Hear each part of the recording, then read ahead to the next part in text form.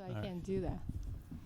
Well, the Stay Healthy Experience, Robert Ferguson right here with my main man, Mr. Daniel Baldwin and Barbara Kris. Now, we're excited today because we have a longtime friend, model, entrepreneur, philanthropist, someone, Daniel, who I've been wanting you to meet. Same for you, Barbara, for a very long time. And I'm so thankful that you made time for us, Katarina. Of course. Thank you for having me. Now, do you have any idea what we're going to talk about, Daniel, as far as with Katarina? I thought we were going to talk about the significance of Abraham Lincoln's hands on the Lincoln Memorial. Well, you know, we can start there. Close. That's right. You wanted to teach us something. Yeah. Oh. So we were talking about different signs and so on. Yeah. And I asked the question, what are the significance of Abraham Lincoln's hands on the famous Lincoln like Memorial? this on the arm. I have no idea. I don't know that. Ooh. Oh, I don't know. Ooh. Well, of course, you know the statue in Washington I'm talking about. Yes. So unbeknownst to the French sculptor who was making this, this famous iconic Lincoln Memorial statue, Yeah. Abraham Lincoln was the first president of the United States to allocate money for schools for the deaf. So without permission, and nowhere will you find this written unless you look on the internet to find it, he shaped his fingers sitting on the chair AL in sign language as homage to Lincoln for sending this money for these special schools. So Abraham Lincoln is signing AL. So when deaf people come and see, they go, ah, and they realize that he's sending out the letters. Nice. Oh, wow. That's a great Well, thank you for that. story. Yeah. You changed my life with that. The impact you have. Yep. I'm here for you. Yeah. Well, Katarina, do us a favor and share with these guys and those who are watching and listening in a little bit about your background. Yes. Gosh, where to begin, right?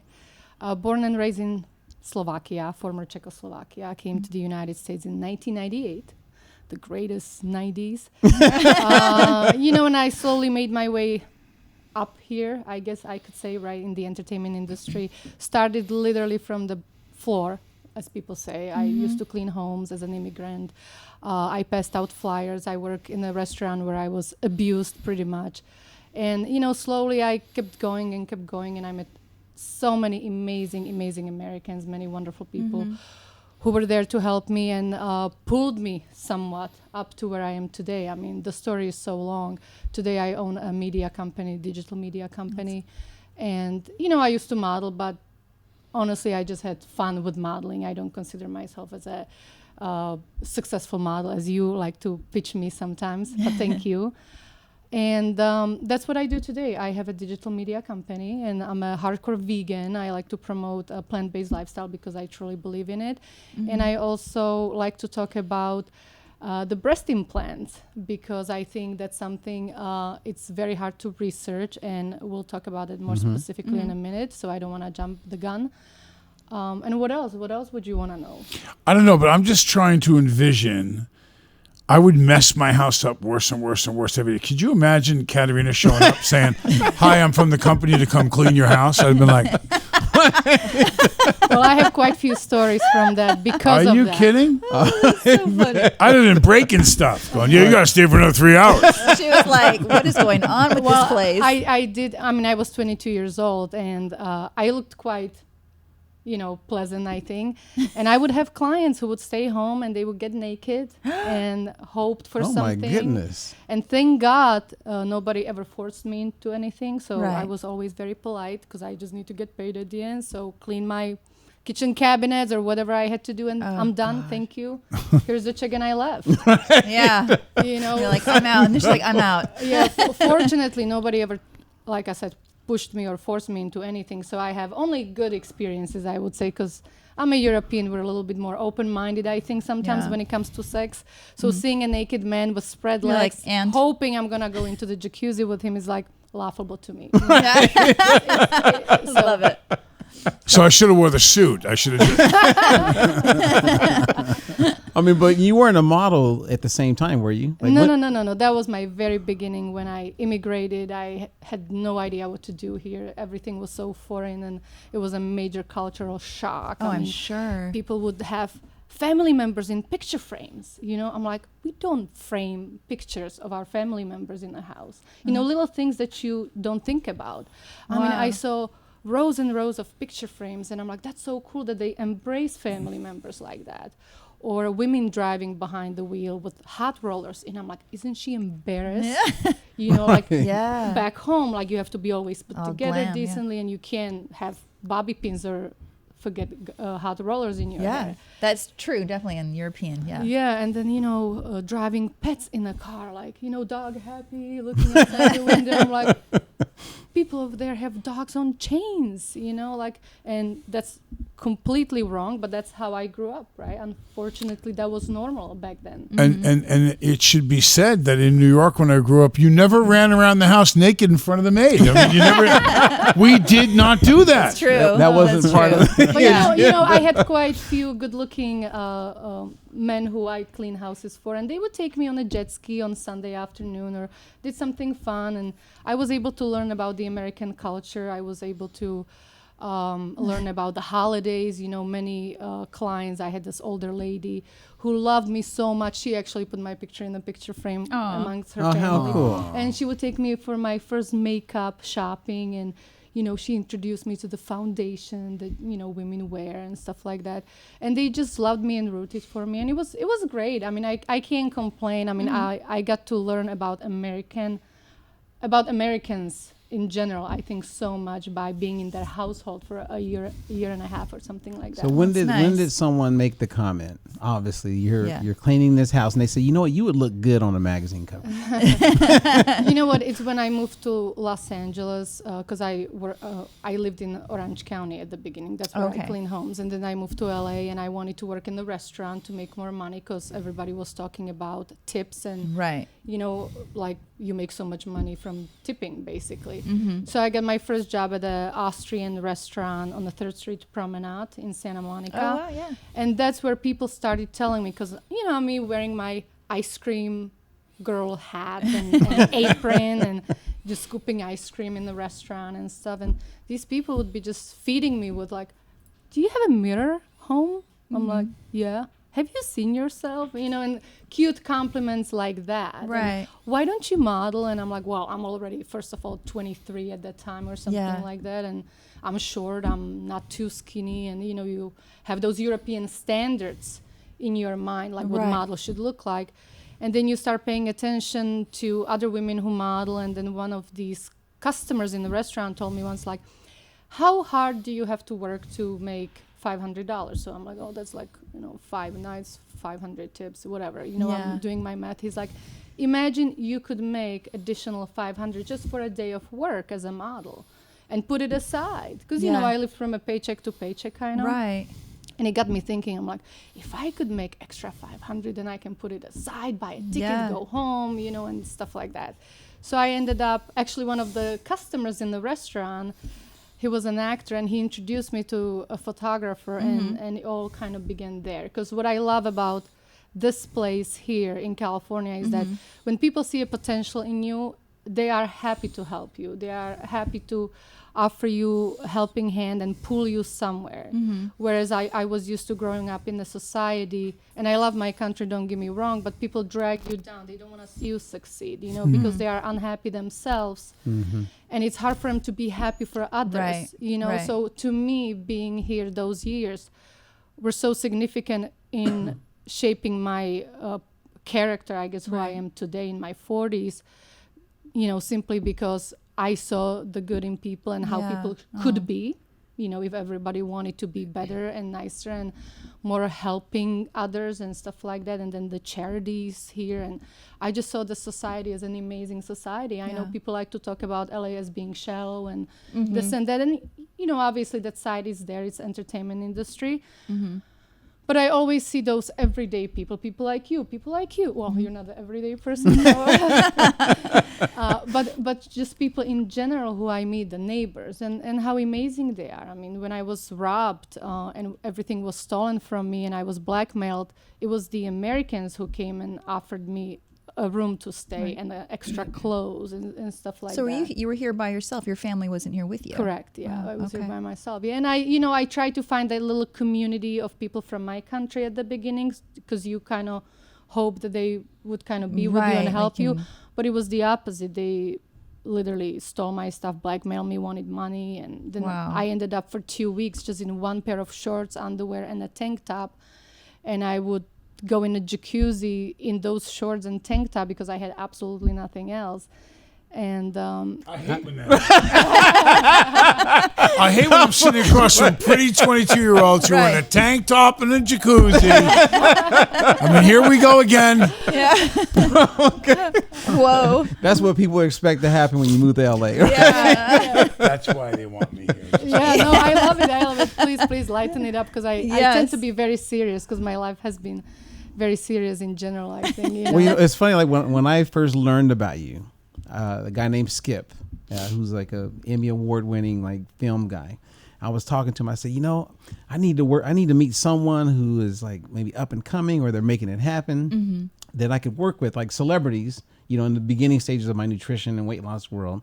And he goes, "Oh, you got to meet this woman named Katarina. Man, Katarina, she's amazing, she's beautiful, but she's really smart, and she's serious. So, she's not one of those people that looks good on the outside but don't have substance on that's the it. inside. She is substance first." Woohoo. And I remember like looking at your website back in the day, going, "I don't see the substance here, but I see the beauty." But then when we first met, I was just fell in love with her personality, the energy, and who you are. And he was so on point. And then look, fast forward now. Look at all the things that you're doing as That's an entrepreneur. great. Oh, I love I it. try. It's not easy, and I always battle with the cultural difference in my head, because like I said, I came here already as 22-year-old woman, so I got programmed certain way growing up Right. in socialistic country during communism, pretty much, where there's no sense of private sector or entrepreneurship or anything like Right. that. So I feel like I've always had to run 100 miles an hour every day in America to catch up on some even basic stuff, Right. and really not judge and accept things and see them for what they are instead of how I was programmed. So you have this predisposition, or this programming, as you call it, from being back from the Slovak Republic, and you come to America. But before you come to America, what were your perceptions when you came that were different than you expected them to be? You know what? Honestly, it was better than I thought. Even better. I've always been fascinated with America. I mean, I'm that generation of the Iron Curtain going down. Like in 1989, I was 14. So I was just becoming a teenager when the gates opened up to the Western world, and we started to get flooded with the American and Western merchandise and TV shows Wow. and everything. And I was so fascinated by the American pop culture and the hip hop, and everybody danced so good, and the shows were so colorful and happy and positive, and everything was so visually beautiful. And, Yeah. and coming from sort of a darkness, like growing up in the 70s and 80s there, everything was gloomy and gray, the buildings, and all of a sudden so much color and Right. fun and magazines and fashion. And it was so exciting. And I wanted to be part of it. And that's why I ended up immigrating in 1998 when I was 22, because I didn't want to miss out on my best years, what we think they are at Yeah. the time. Still in a country that's kind of recovering or trying to find its way to being capitalistic country.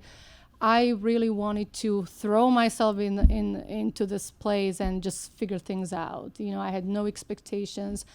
And I remember when people were telling me, like, so I bet those Baywatch guys are not as hot as on the show. Oh my gosh. And I remember going to Santa Monica and meeting a lifeguard, and I took a photo just to prove how hot he was. And I'm like, He's all right. He's all I right. knew I recognized you. that's it. That was when I had my red Speedo. Yeah. Yeah. Oh, yeah. Yeah. So I have to ask you, because when Robert was talking in the very beginning of this interview, he talked about breast implants. Now I, through my fiance, have become pretty well versed in BII and what goes on with gummies versus saying. Tell us about what's going on with that with you. Well, actually, if you don't mind, before you do that, when did you You didn't come to America with breast implants. Correct. No, I came here, and because everybody, it was a trend, Right. and everybody needed to have a set of, fake. It was just, and you're modeling, right? So at that And point, I was modeling someone and stuff. said you need to get it done. Correct. okay. A lingerie client who was a female client, she said, you're almost perfect. If you just had the little extra up here to fill up the lingerie, you would be perfect. And you hear this couple of times. It didn't destroy my ego or anything or Right. confidence, but I just felt, okay, well, if that's what I need to do, I'll do it. I never wanted to do it for the reason of the scars and cutting breasts. To me, it seems so horrific to go and remove your nipples and cut them out and put implants in and then sew them back on. It just seems so crazy. So at that time, there was a new surgeon in town who was trying to build his portfolio, and he came up with that method through the belly button. Can't remember really quick what it's called. But I'm thinking, okay, there's no scars, there's no cutting. They just separate your skin from your muscle and Right. roll up the And then fill it. implants and push them in, and then fill them up with saline. So I'm thinking, okay, that sounds okay. So I had them done, and I had them in for 11 years. I loved my chest. I wanted chest like Carmen Electra, so I kind of did, and I enjoy them. But I think what women don't realize is when you are young, you have completely different taste, and trends are probably influencing you much more Right. than when you get older. And as I got older, I came to my mid-30s, all of a sudden my persona grown up, right? And I didn't want my boobs because I started a business. I wanted to be taken seriously. I wanted to wear nice blazers. I started to hate the fact that, I always have to buy clothes that's 2 sizes bigger just to fit my chest, and then my right. waist is too loose. I didn't know anything about these symptoms yet at that time. So to me, it was simply visual. I couldn't lay down. I love getting massages. Who doesn't, right? But I hated the fact that I can't lay flat on my chest and get a proper massage. So it became more like, oh, they're in my way all of a sudden. And I look at someone like Jennifer Lopez, who's got a little bit hips and she's very fit and got smaller breasts. And I started to like that instead of what used to be the trend back in the 90s, for example, where, you have a big chest. So Like Dolly Parton style. yeah, trends and all that stuff changes, right? So Yeah. so I think this is something that nobody prepares you for, where they tell you might change and you might not need them or like them, or all of a sudden, it's just you just don't want them. And it was the time when I was in Fiji where I felt so much oxygen and I felt so happy running around, and I felt like this heavy chest just I want to jump up and down and be very active and athletic, and those boobs were just there and heavy and Again, yeah. you're out there on the beach. It's just a regular guy, and here comes the model fit girl with the extra large boobs, flopping and jumping around. It's so it really annoys me. I would have to turn the other way. Please go ahead. And you know what? It became like, okay, I don't want people to stare at my chest anymore. right. Like I stopped liking it. But at used one to- point you liked it, right? Yeah. At one point I did, yes, Okay, of but course. now I have to ask this question. So this, because my wife, the little girl, she had big implants, and I said to her, "Isn't it ironic that as a woman and women in general who have fought their way from really, being underdogs, everywhere in the world, and still in some countries, they're not as progressed as they have in this country. Right. But you would go and have an augmentation done that the stereotypical man is going to stare at and look at you for and not make any eye contact with you, and you're going to be judged by how big your boobs are. That's what you want? And I would say to my wife, I go, because my wife, they were like weapons. I mean, I laughed at her because she wore the same Lululemon top, the zipper that came all the way down to here. And so we'd FaceTime when she was at the house in Florida, and I go, "Are you getting an estimate today?" And she'd go, "What?" And she'd go, "Oh, God." And I go, she would wear it at a certain, like the flag at a certain mast, depending on what she was doing and how much more attention she was trying. And she didn't even realize it consciously. And sure Right. enough, she'd go, "Well, the roof guy's coming in." I go, "I can tell. You pull that all the way down and show more of your breast when you know other men are going to be at the house or whatever. You do. And I don't know if you even see that you're doing it. And I used to find it such an oxymoron that a woman, two successful women in business, but you would go ahead and get that done and be judged by it. It fascinates me psychologically. And I think sometimes, women we have idols and we want to look like other women lots of times because we think they are beautiful. And it's not always for men. A part of it, and at some point in life, I'm sure it is a lot. But you also want to feel beautiful because you find it beautiful. But later you might not find it beautiful. And that's what changes when we grow up and nobody prepares you for. So I would say it's not always just about men, and I don't care if I'm being judged, but of course it gets in the way because you do get judged, whether you like it or not, whether you're against it, but that's just what it is. Men are men, women are women. So it's a good you're point. Well into your 30s, and things have shifted about how you want to be perceived or perceive yourself and interest. So go ahead, take us from there. So I understood that if I want to have them removed, I'm going to have scars at this point, right? Because the reason why I didn't want to have them done in the first place, I didn't want any cutting and scars, because I believe once you cut the tissue or, whatever's inside the body, it's never the same. So now I knew if I want to have them removed, I'll have to have scars.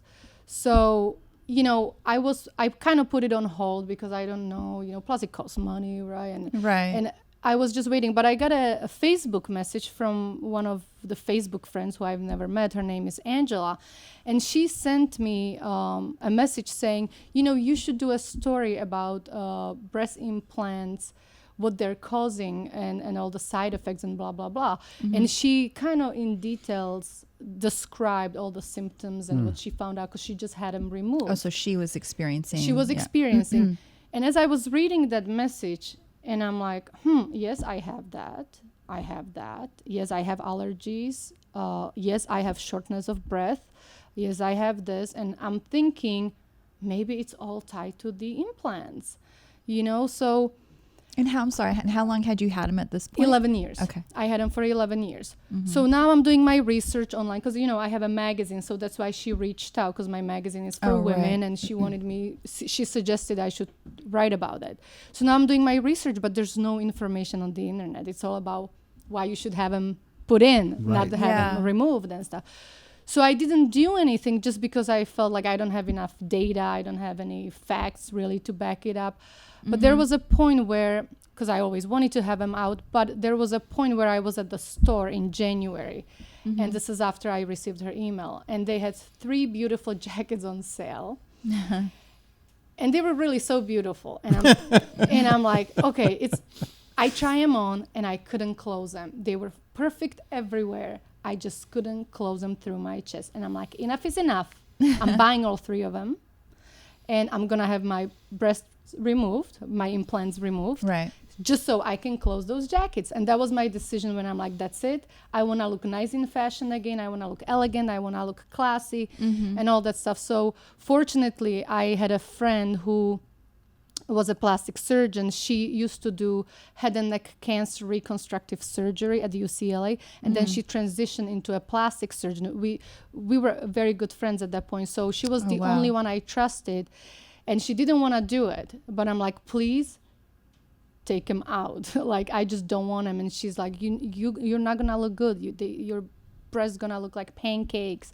It's just not gonna be. I'm like, please. She was very always anal about symmetry and very detailed oriented. So I'm like, if somebody's gonna help me with this, it's gonna be her, right? Because I trust her. I know she's not gonna do any fast job. Now during all of that, what is there a man involved that, like a better half, that says, I don't know if you should get those removed, like, or because it sounds like it's all just you. You know what? My man, who I've been with for a long time, he loves porn stars. He loves women with big boobs.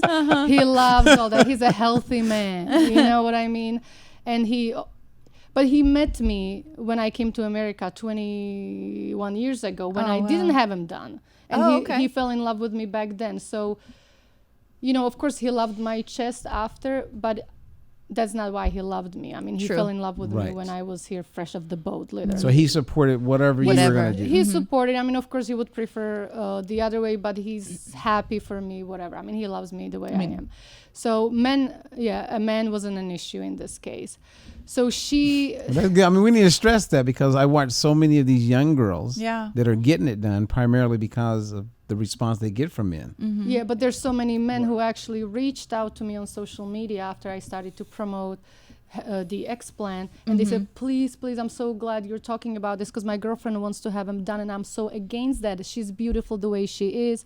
I love her natural chest. Like, I want her to stay the way she is. And I guess those men were sending their girlfriends to my page, to my Instagram, to, read whatever I wrote. See, for Right. me, Daniel, I like, and I'm pointing out Daniel as a guy. Like, seriously, like when you were going through it and we were talking about it, and then you did it, in my mind, I was like, man, Katarina is like the perfect person, the poster child for this, because you wouldn't expect a woman who looks the way you look to go on the opposite. You know what I mean? It's because you're so judgmental, huh? Well, I just went through it, and I will say two things. The idea that my significant other was going to finally feel better was so much more compelling to me than anything to do with her big boobs. True. And secondly, in clothes and in a dress, even a revealing dress, they were really fun to look at. But naked, I was always reminded that they weren't hers. They were so fake. And so, when you're making love or when you're running or when you're doing whatever, and they would never move, and I'd go, well, that's so like not real. And so I used to say, when we had this discussion, because psychologically speaking, like I said, I wasn't saying it to be comedic. She had grown to depend on a certain thing that she used as a power for herself. I said, it's going to be very interesting to see how you interact and how you dress and how you do After. without them now, because they are significantly smaller now. And we're at the stage where we're just done. So we're waiting to see how much they're going to fill on their own. Will she have some fat put in them instead of an implant to fill them back up because they were stretched some? We don't know any of the answers to that yet, but I said to her, imagine if I had something that obviously looked fake on my penis all the time that you saw. I go, wouldn't that make you kind of go, well, that's a little weird. It would look like a dildo then. Right. You got to use my mic? But may I ask you, were you always like that? Did you always feel towards the implants the way you do now, or were you different? I never let, I'll Right. tell you what, I've seen, in Hollywood over the years, many different women with implants and blah, and I've had to do scenes with women on film and blah. When a pair of breasts look really fake, like very hard fake, I've never liked that. Your breasts are supposed to move a little too, and this was And have so. softness. But the tendency is that the smaller the girl was, that she ends up going way bigger than she should to make them tastefully an improvement, and then goes to a point where they're just rocks, And now the interesting thing for me to ask you is, because even when you stood up and came in, we don't know each other. You have pretty good sized breasts now. So did you have your implants removed and then had something put in, or Nope. I had them removed. I said, I don't care what I'm going to look like. I actually went into the surgery with a tremendous amount of peace and gratitude. And I remember when I was like laying on that bed getting anesthesia, just thinking, I am beautiful, I am beautiful. I was doing my spiritual mental thing, like I am beautiful. And I was envisioning how I'm going to wake up looking so much more beautiful without the implants. And I had that mindset as a few months before, during that. Right.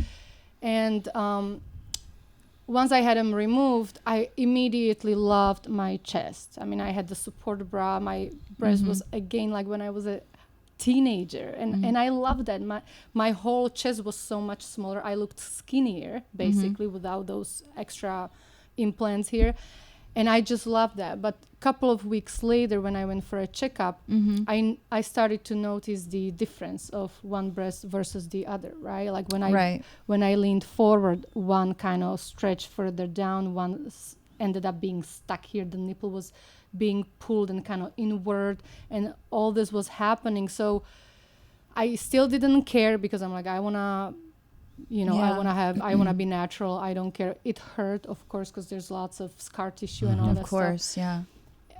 But I got very, very lucky, and I'm so happy to share this part of the story, because as I looked a little bit uneven, and I was in pain because I always felt like something's pulling inside the scar tissue and stuff. And the doctor, my friend, told me, Katarina, your left implant was actually stuck to the rib cage. And it's still a little bit there. I couldn't scrape it off completely, but it was stuck. And then I realized that explains my numbness in my left arm for years and years, where I actually ended up going to the UCLA doctor with carpal tunnel, and they wanted to cut my wrists to release them. It was all because of my implants. I don't have carpal tunnel. I don't have numbness anymore. It went away by removing the implants. Yeah. So I'm so glad I didn't let anyone cut me, because it would be a shame, right?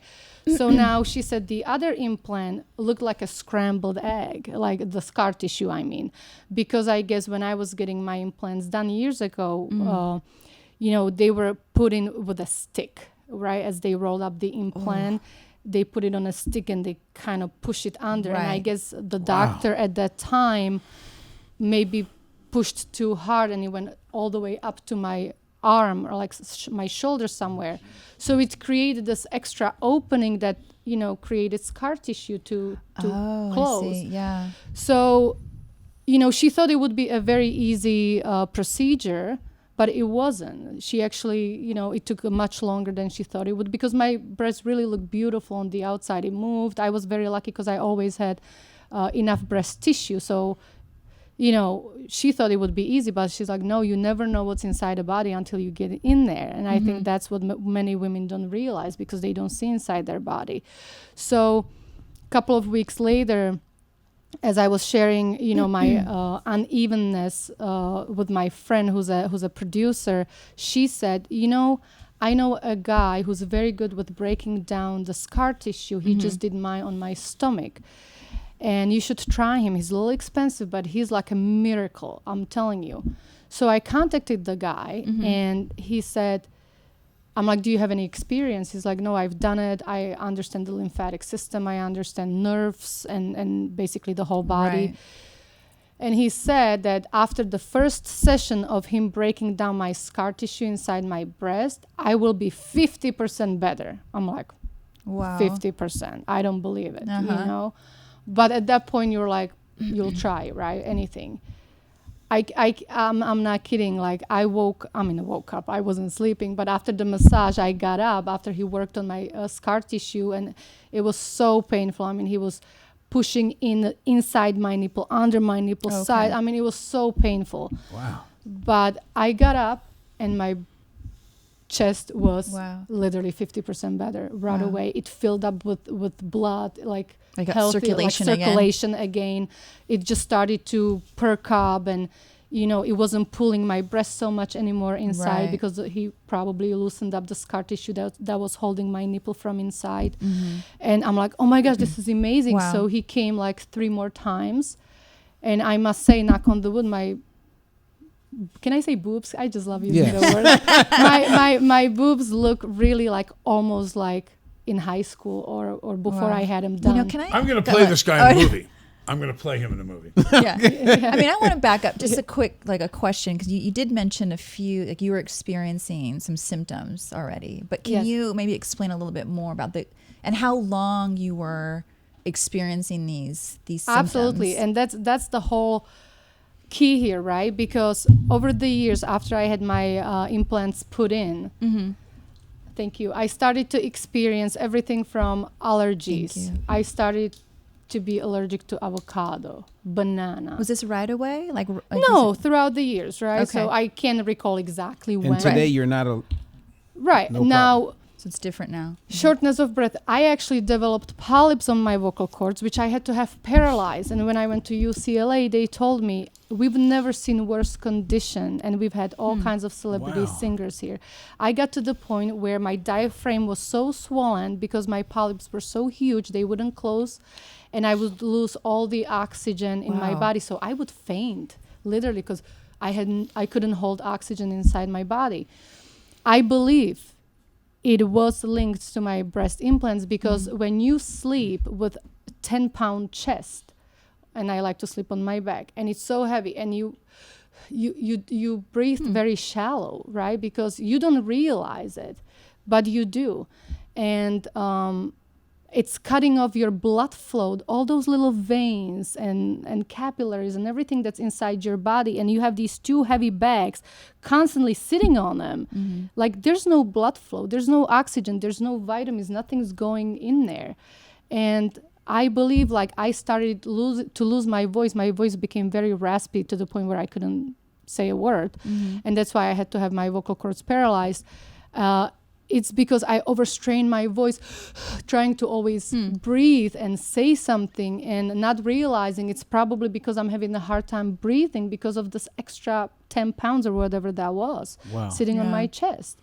And we learn to live with that and compensate and adjust because we don't think twice about it. But unless you, let's say, remove the implants, you realize everything that was linked to it, because all my allergies went away. I don't have shortness of breath anymore. I don't have anxiety, which I started to get. I mean, I have no issues. I before we did this interview, I went and met with 2 plastic surgeons in Beverly Hills. And it was interesting because you go in one office and I had one surgeon who was very clear that there's no problem and that maybe this is in women's head as far as breast implant illness. Then I talked to the other plastic surgeon. He's like, this is not just in their head. This is real. Right. And then I asked, Barbara, I said, let's look at some celebrities. Yeah. And it'd be interesting, like, let's kind of go down the list. And maybe you guys know some of these people, but this is what we've discovered as far as some of the more popular celebrities getting the implants removed. Like, who's the first one the first one that I found was Victoria Beckham. So you know her, she's a designer. Did you guys know that? The Spice Girl. I didn't know she had them even in. She had them in, and she removed them. I don't think it was when she had them removed. It wasn't necessarily because of an illness, but she actually didn't like how they looked either, as far as what I could find. But she had them removed because it's kind of like what you were saying. Sometimes your tastes change too. So who's next? Next would be, we have Heidi Montag. Do you remember her? She's a reality star, but she actually had, and she was small. She had pretty large implants. And she had hers removed, though, because she had concerns about her breast tissue. Now, I don't know if she had any more put back in, but she had the extra large ones taken out for just fear of her overall well-being.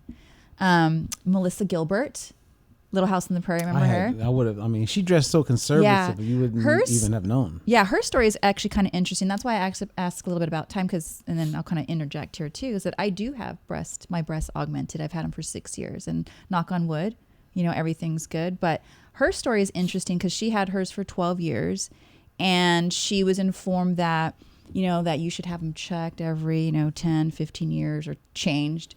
And when she went in, she just decided, you know what, I'm just going to keep them out. I actually prefer not having them. And she felt better without them. How about Sharon Osbourne? Yeah. TV. Yeah. Now, did she get them replaced? Like, because some women get them removed, and then you see some time go by, and they go, I can't live like this, and they go get them put back in. No, she had hers removed, and they actually said that they found that, I guess, they were leaking. So, yeah. Now, see, one of the doctors said they don't leak. They were adamant about that. So here's where my bigger concern. First of all, one of the pioneers, celebrity-wise, of having this done 20 years ago was my sister-in-law, China Phillips, my brother Billy's wife. Right. And China had them done because she could tell something was wrong. And I always say this in the addiction thing. I don't want to talk to the father. I don't want to talk to the wife. I want to talk to the mother. And I get the mother on the phone or in person, and I say, is something wrong with your child? Is something different? And if a mother says yes, I don't have to talk to anybody else. A mom knows her kid. Yeah. A mom knows if something's wrong. And the same thing as a woman about her body. Women are much more in tune with their body. Oh, way more. I mean, it's much more of it's like a race car versus a regular car.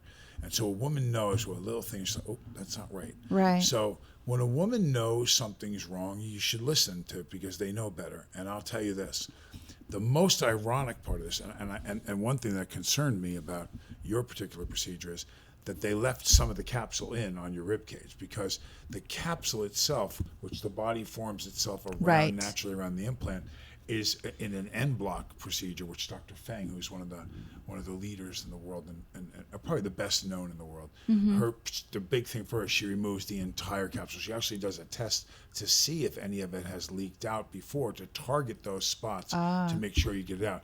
Because there is a danger if you have a capsule that's been contaminated. But here's the real ironic part about implants, and that is when you're dealing with a total mastectomy. So here you are taking a person that is having both of their breasts removed, or one, due to a cancerous problem that you have, to the point now where you're so impaired that we cannot save that organ. It's got to go. And probably some lymph nodes that will go with it too. And what are you going to do? Right. You're going to put in an implant that has 20 known carcinogenic materials to it in place in a person that just got diagnosed with cancer. How crazy is that? Right. Yeah, insane. I mean, so Yes. why would you ever put an implant in reconstructive surgery? Yeah. There are abdominal, operations they can do where they take a piece of the muscle and they put it in there and they surround it and fill it with fat layer. That's all your own body material, that grows inside you in your chest cavity. But to put an implant with what they know, particularly the old gummy bears and some of the really bad ones, the answer is yes, you should have those taken out. Yes, there's too much science behind it. And the other thing that when you talked about the two surgeons that you talked to in Beverly Hills, well, guess what? I can't sit here and tell you that I have the statistical, factual, FDA tested, trialed material, but I'll tell you this. In the women that say that they were suffering from any of those types of symptoms, how come almost every one of them gets better when you remove them? Right. How do you argue that point? Exactly. Yeah. Exactly. They're getting better right after they get the implant taken out. So you're going to say it doesn't have some correlation? Yeah. Any of those No, I- celebrities get it taken out based on illness?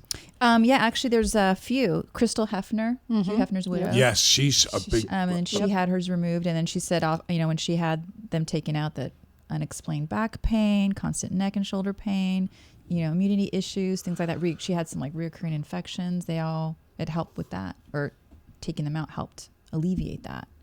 So that was one. There was Stevie Nicks, Fleetwood Mac. She had hers removed. She had hers for almost, I think, for 18 years, and had hers removed. And she believes that they were causing her just illness and unexplained illness. Most of the time, it's like this unexplained illness or immunity issues, fatigue, things like that. Well, hearing all of this about these celebrities and hearing what you just said and your story, and you look at Instagram and the whole social media movement, almost every Instagram model has them done. Yep. Are they, are they going to fall prey to where you were at 23 and go, okay, well, I guess I'm going to do what everyone says I should do? Or do you see more women saying, I'm not going to get that done and I'm beautiful the way I am? I would hope they know better now, because back then, 20 years ago, there was no information. Nobody talked about explants, right? Like nobody talked about issues with breast implants and stuff. Now we do.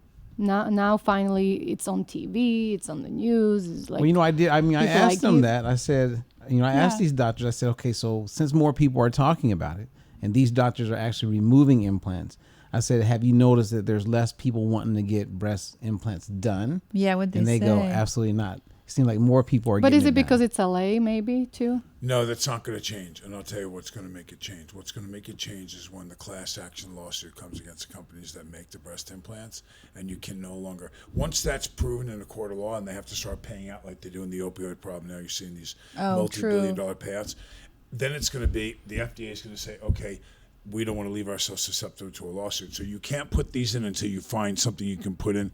That's when you're going to see the problem start to change. And a class action's coming. So we went back and looked when Robin had her implants put in. She had them put in with her best friend. They both had both their kids pregnant at the same time. And she goes, you know what? I went back and I found the registration form from when we had the operation done. And Robin had hers for like 14 years. And so she turned around and her friend looked at the thing. She goes, look at this. It says, warning, can cause fatigue, can cause. So they knew with the gummy bear ones. Wow. Because they had you sign. So if they warned you about that it could cause it, they had to theorize that it was possible. That's different now, because that means that they had knowledge that it could happen, which means they knew their product could put you at risk. You can't do that. If you know it could, you can do these warnings on, well, in some people again, but if there's a a certain number of people. It's not just a random odd person that can have those symptoms. But you're talking about now carcinogenic. Did they have knowledge ahead of time that this could cause cancer? Mm-hmm. You can't sell someone and give them something like that and tell them, put it in your body if you knew it could give cancer. And you know what? They knew. Of course they absolutely knew. So watch. There's going to be like mesothelioma and some of these other big cases. Right. There's going to be a couple of smart lawyers now. They're going to start this class action and soon get one big number and divvy it out amongst the people that are in the act. Watch, it's coming. Mm-hmm. That's when it'll change. I can't tell you how many women reached out to me over the past 4 years since I had them removed and just said, you know what, I was going to get them done and now I'm not. Like, I'm going to reconsider. And I'm so happy to hear that. So just my story helped few women and stopped them from doing it. And I'm so happy. And I hope they'll see the beauty within themselves the way they are. But we just got to spread the message, I think, is the key. Because for me also, the big thing was I would always get a sore throat, like for no reason, just a chronic sore throat. I haven't had one sore throat since I had them removed, you know, and it just tells you everything, I think. Right. Yeah. You know? Well, because head and all this up here is connected. It's so close to each other. Right. Yeah. It's all, you know, blocking the oxygen flow and blood flow into your neck, and it's affecting everything here, especially. So to me, it's like nobody can tell me anything that implants are good or safe. No way, no way. Well, I find it very interesting that you know, it comes at a necessity or a problem with this type of subject, implants, your teeth, whatever the gradual gains that we have usually come from the failures or something that we find out is no good for you anymore. Then suddenly they'll look for something else. And there are other things you can do. You know, I could really understand the psychology behind my fiance's, which was, you know what, I had pretty nice boobs when I was younger. And then I had 2 kids and I breastfed both of them. And she goes, and I really screwed them up. Yeah. She goes, and then I look at myself and I wasn't, you know, when I put a bathing suit on, I didn't go, yeah, baby, you know, and I felt good about myself. She goes, I took my top off and they went boom and they dropped. And she's like, man, I don't look good. So I went and got the implants and I probably went a little bigger than I needed to, but I wanted, you know, I was into it. I was getting it done. She goes, and now I've taken them out, but now they can inject some fat in there. They can do other stuff. She goes, so you know what? I have hope that I'm going to get back at least what, like, it reminded me so much of my wife when you said that. You know, I had back what I had in high school. And that's all she was really looking for. I get that. She just wanted that. I absolutely get that. In fact, that's why when I did it, because I did it at age 40. And I had my son, you know, he's 15 now. I had my son and, you know, just things changed. Gravity. And it had and it had nothing to do with like feeling like I was being pressured. I mean, I was completely happy with my body. And it actually took me a good 3 years before I actually made the decision to do it. You know, I did my due diligence. I talked to a lot of people. And kind of like what you're saying. Now, like but wasn't some of the reasons why you did it is that you also moved yourself into a culture because she's done fitness shows. Yeah. And when you're doing fitness shows, 9.5 out of 10 of the girls I did it augmentations. Yeah, but I did it before. I even started competing. Oh, okay. You know, so yeah, and I was actually really happy with them. And I did have that worry though, because at that time I was in aerospace. And the last thing I wanted was to be a spectacle. I'd walk around the corner and people were like, to a boardroom meeting. They're like, like there's no blazer that's going to cover that. But I felt, you know, I wanted to still be tasteful. But at the same time, that being said, like I said, you know, knock on wood and, you know, I'm good. However, I believe it's real. I have a good friend who had an explant maybe 2 months ago and had been suffering with a variety of symptoms and all kinds of, you know, immunity type issues, had them removed and is now doing really well. I think she had hers for close to 20 years. So, wow. Yeah.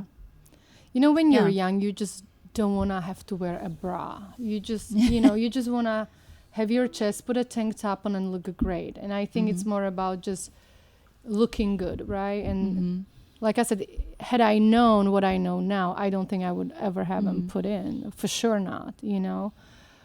And I hope women can learn from this because I actually find now for sure natural boobs much nicer no matter what they look like. If you just use a nice bra top, like everybody can look decent. I mean, when you really think about it, we got breasts put into our bodies as women because we're supposed to be mothers, so we can Right. feed the baby, feed the children. That's all boobs are for when you think about it. The society took them to a whole new level all of a sudden. So Daniel, it's you a agree with sexual.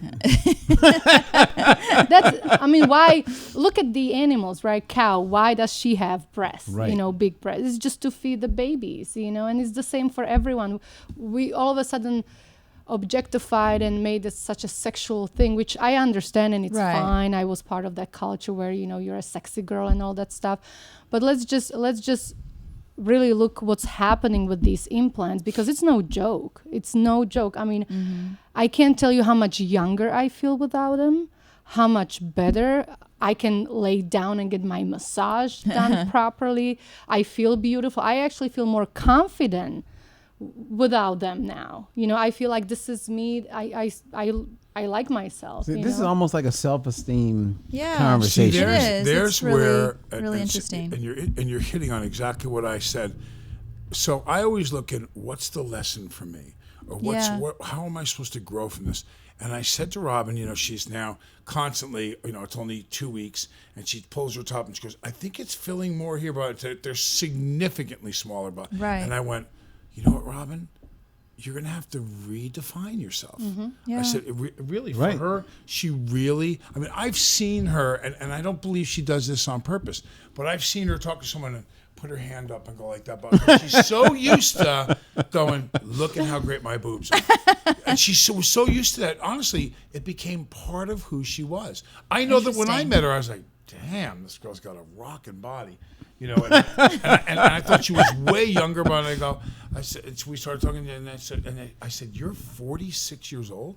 I said, holy crap, I thought you were like 30, 32. She was you know, like, yeah. She ripped, you know. And, Yeah. And then I realized, again, how dependent. So I'm interested in, how have things about your personality, has there been any changes as a result, as far as how you carry, you get where I'm going.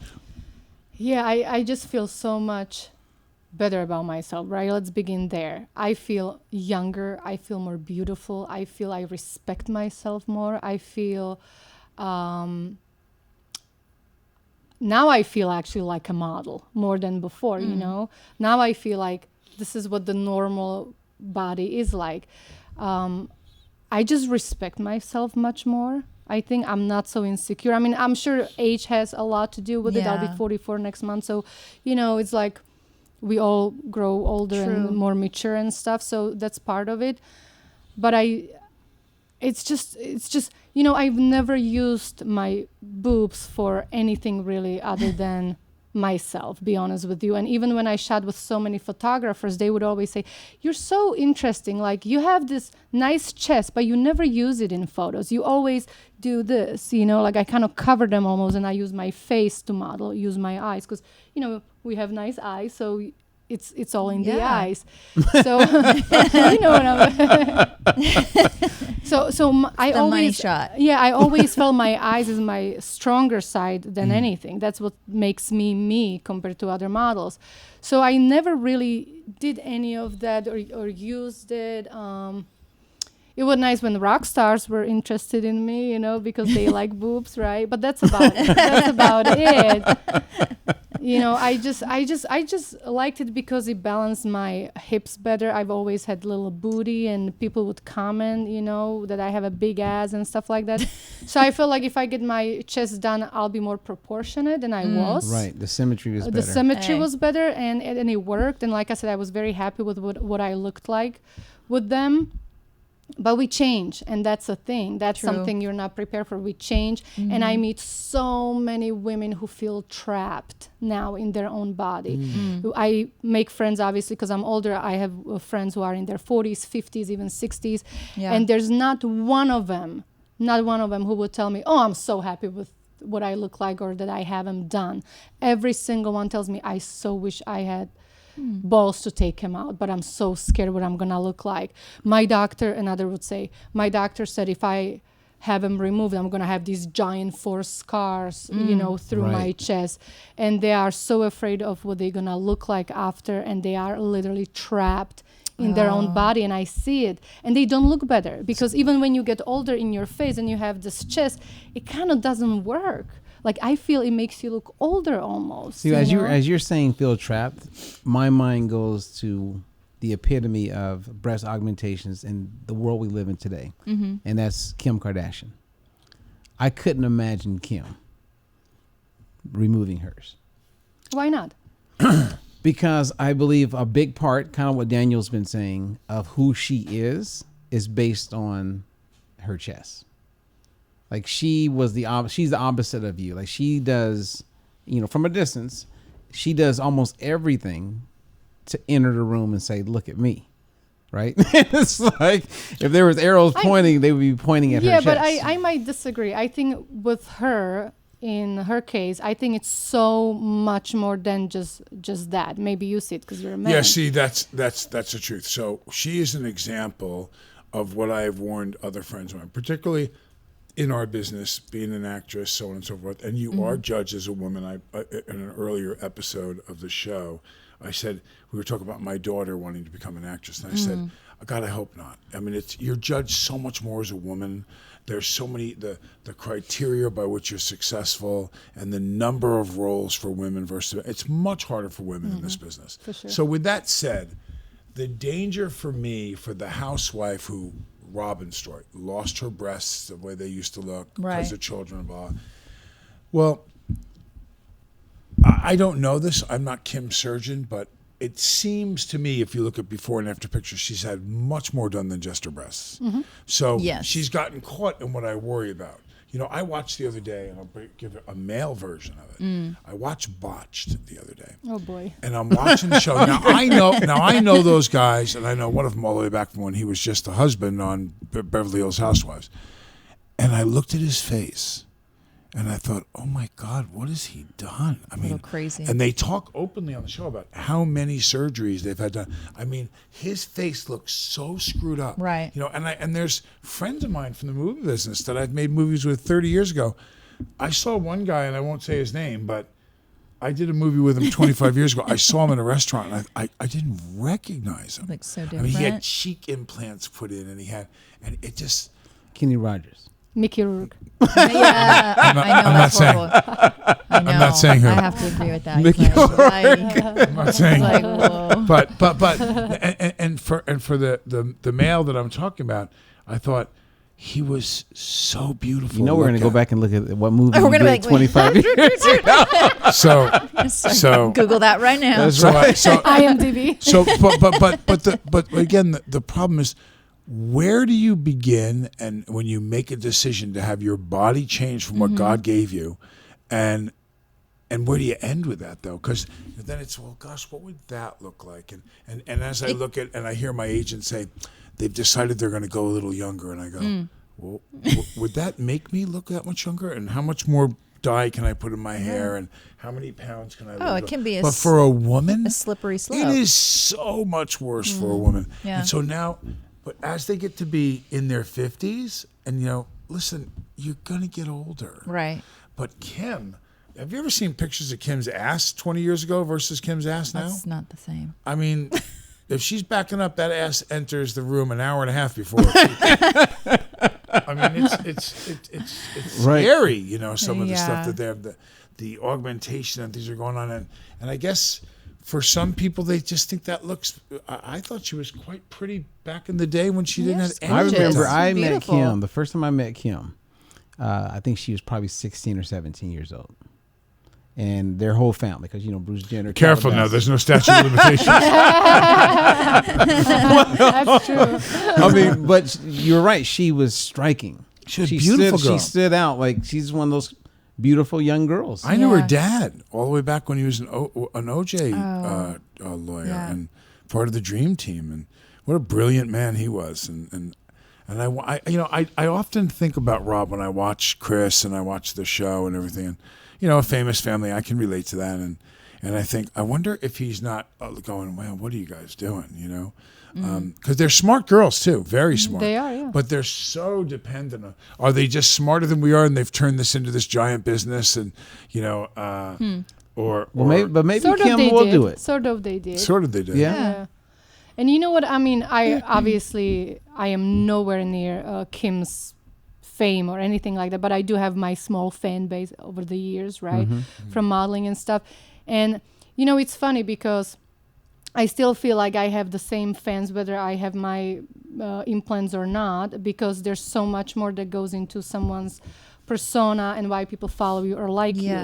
But there was one comment from a guy who said, like, wow, she looks so much better before all that plastic surgery. And I'm like, if anything, I am natural now.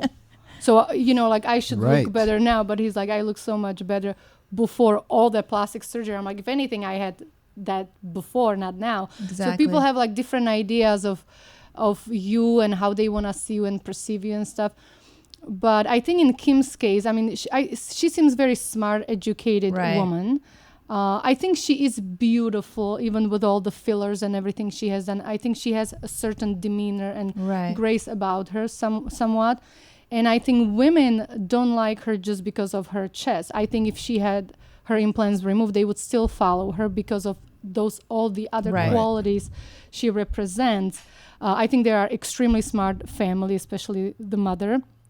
Turn this into a business, you know, because everybody can relate to someone in that family, right? Like somebody likes the natural Kendall, who's a high fashion model, and somebody likes the glam girl, who's this, and they all have kids, and every family can relate to it who have children. So it is a tremendously well put together business plan, I think. And they go with it because they love each other. They're family that sticks together. And they're just laughing all the way to the bank, pretty much. Well, I believe they're laughing all the way to the bank, but I often wonder, like I said, the example I gave, friends of mine who are very talented women that are very, very good actors or good singers or whatever, and then they go ahead and they get their boobs done, they get their lips done, they numb their face, they do all these things, and I think, you know, do you think you're taken less seriously, particularly by men, when you objectify yourself and make it so much about how you look? Because I was quite taken aback listening to an interview that my brother Alec did on his talk show with Kim. I'm like, wow, she's much smarter than I thought she was. Not that I thought she was dumb, but she was very smart. She's going to law school now. So she's doing, and I thought, wow, she's a lot smarter than I thought she was. And so I was quite impressed by that. But you can't get by. You know, when she walks in with the tight little outfit, how far she's gone to make herself physically, you know, it's almost like a cartoon in some ways. You know, it's so over the top now.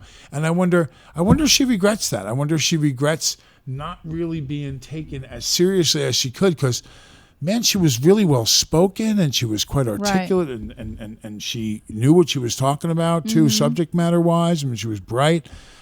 I still, every time I see her, I can turn around and I go, my God, you know, I've seen offensive linemen in the NFL that have smaller asses than she does.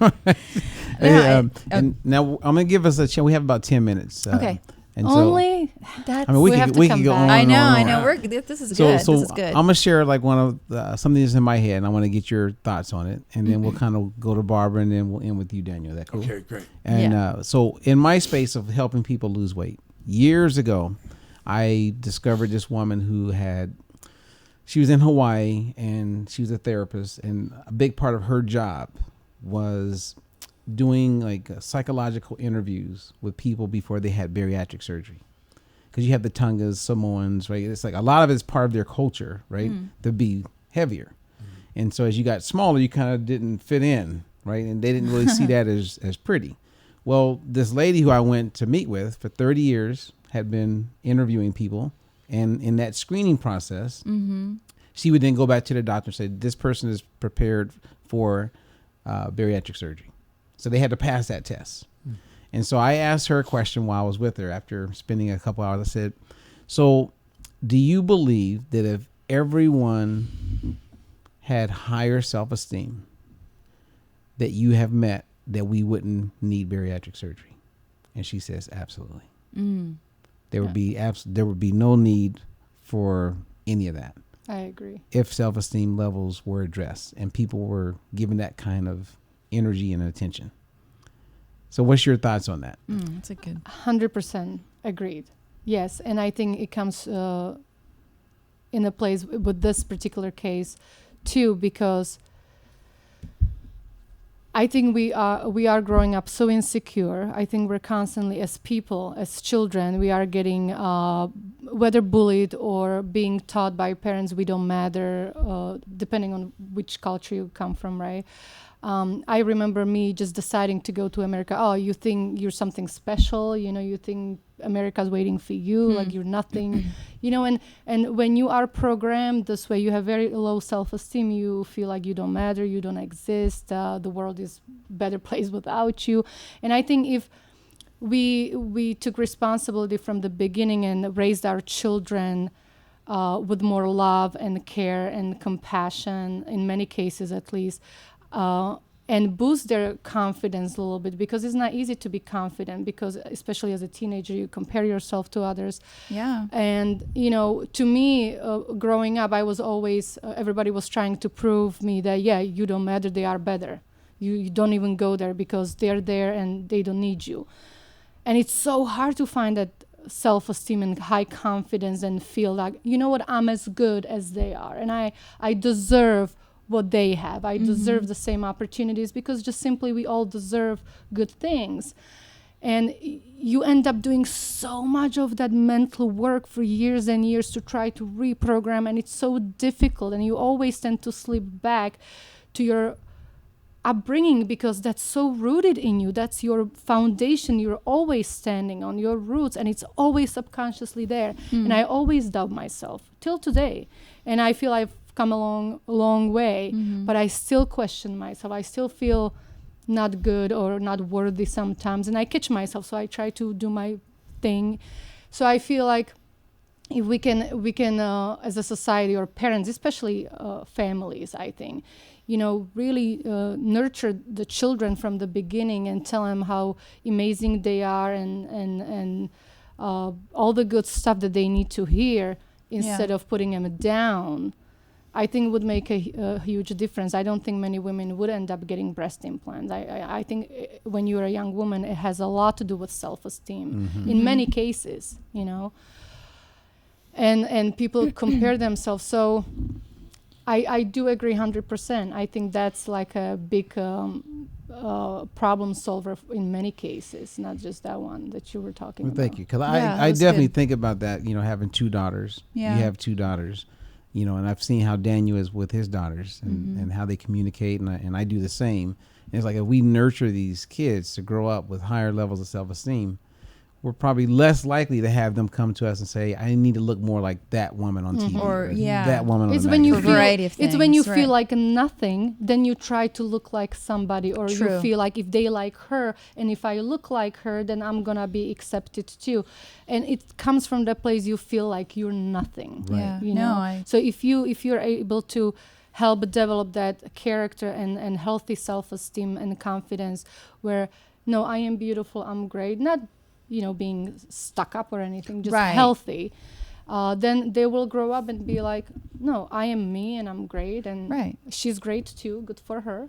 I'm happy for her, but I'm also great. Like, almost like regardless of the way you look, like what you bring to the table, or even whatever you look, you're beautiful. Yeah.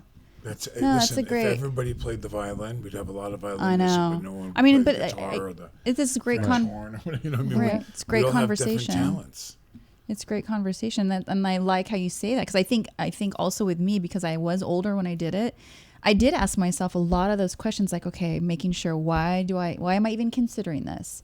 What am I thinking, and do I have enough sense of self to know that regardless of the way I look, like I said, like I know what I bring to the table before and after, and it's not going to change who I am. So what was the answer to that then? I mean, I did it. I did it anyway. I felt it was my choice. I felt like I did the due diligence. I had research. I knew the doctor. I knew the nurse that worked with him for years. I saw a lot of the reconstructive surgery that he had done to actually fix a lot of botched previous surgeries. And I just trusted him, and I went for it, and I'm happy with it.